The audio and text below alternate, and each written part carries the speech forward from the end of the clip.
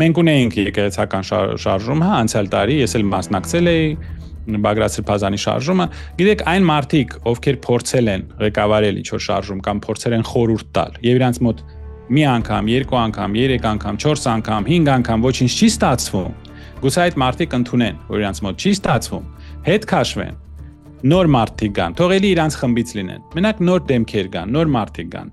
նոր խորհուրդներ լինեն, նոր ստրատեգիաներ, որտեղ այն մարդիկ, ովքեր ամեն ինչ տապալել են, մի քանի անգամ նրանք շարունակում են առաջ գալ, եւ նրանք երևի այս անգամ էլ ամեն ինչ կտապալեն։ Գուցե մի մոմենտ կարելի է դնել ինքնասիրություն չի, եսասիրությունը դնել մի կողմ եւ ինչ որ նոր ուժեր գան, նոր մարտավարություն, նոր ստրատեգիա եւ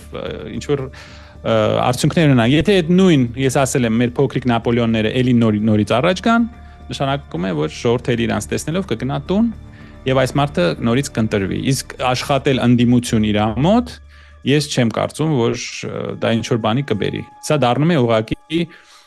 ինչպես ասում եմ, շատ սիրելի գործընկերը, դառնում է հերոսական հարց ու պատասխանի այդ սեսիաները ազգային ժողովում, որը դառնում է ազգային ռազմիրատ։ Դրանից ոչ մի օգուտ մենք չենք տեսնում։